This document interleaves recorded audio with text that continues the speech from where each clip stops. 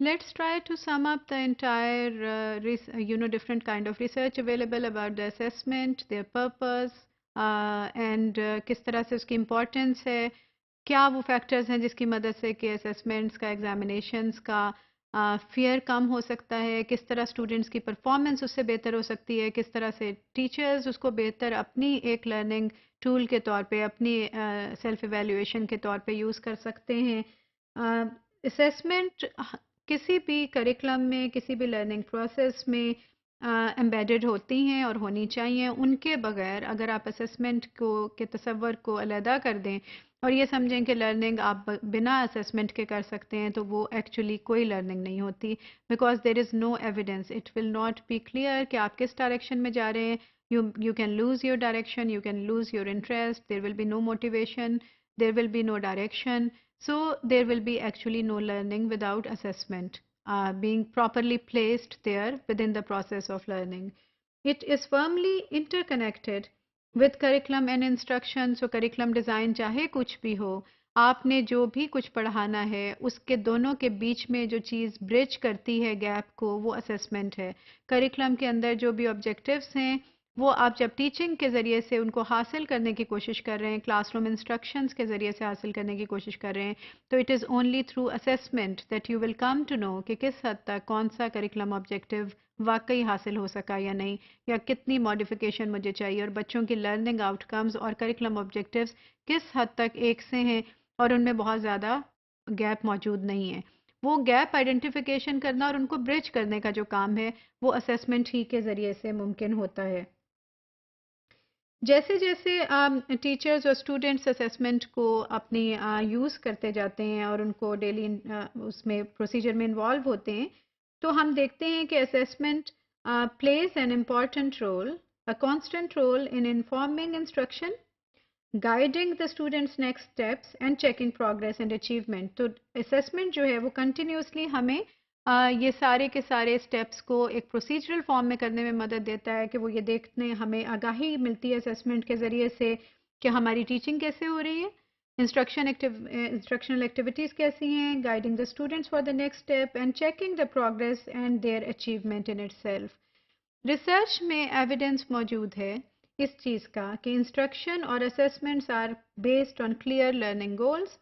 Assessments में भी एक जो आपकी इंस्ट्रक्शन के गोल्स हैं वही आपके असेसमेंट के गोल्स होने चाहिए. आप ये नहीं कर सकते कि आपने अपनी क्लास में पढ़ाया कुछ और है, उसका ऑब्जेक्टिव और गोल कुछ और था, और असेसमेंट में आप किसी और ही स्किल सेट को असेस कर रहे हो. आप असेसमेंट जो भी डिज़ाइन करेंगे, it has a direct link and interaction, interconnectivity है उसके अंदर with your instructional goals, which should be there and they should be exactly the same. फिर ये भी देखने को मिलता है कि instruction and assessments are differentiated, अगरचे उनके गोल्स एक से होने चाहिए. दोनों के आपने क्या असेस करना है, वो ऑब्जेक्टिव असेसमेंट में असेसमेंट क्या आप कर रहे हैं, देख रहे हैं क्या है, किस चीज़ को आप जांच रहे हैं, वो वही चीज़ होनी चाहिए जो आपकी इंस्ट्रक्शनल स्ट्रैटेजी में जो मेन गोल था. तो उस गोल की अचीवमेंट को आपने असेसमेंट से जज करना है. इसी तरह से आप असेसमेंट के मॉडल को, हाँ, कि आप किस टाइप के असेसमेंट यूज़ कर रहे हैं, वो आप according to children's differentiating needs और उनकी एबिलिटी के लिहाज से आप डिफरेंट मॉडल्स को अप्लाई कर सकते हैं. लेकिन उस डिफरेंशिएशन को करते हुए जब आप असेसमेंट में डिफरेंशिएशन लेकर आएँ, तो वो बहुत आपको उसमें स्किलफुली उसको करने की ज़रूरत होती है, ताकि आप उसकी जो क्वालिटेटिव एंड क्वांटिटेटिव एस्पेक्ट है उसके रिगर पर और उसके जो ऑब्जेक्टिव हैं जिसको आपने वैलिडिटी एंड रिलायबिलिटी वाले फैक्टर्स जो हैं उन पे आप किसी तरह का कॉम्प्रोमाइज़ नहीं करें. Because it will not be fair with the learners then कि अगर एक लर्नर को हम एक इंतहाई टफ मॉडल दे दें असेसमेंट का, बहुत सख्त उसके साथ एक एग्जामिनेशन का प्रोसेस है या असेसमेंट का प्रोसेस है, दूसरे को हम बहुत फ्लेक्सिबल अप्रोच के साथ लेकर चलें, तो हो सकता है कि दोनों रिजल्ट्स की फिर वैलिडिटी और रिलायबिलिटी जो हमने स्टैंडर्डाइजेशन की तरफ जाना है उसमें हमें प्रॉब्लम आए.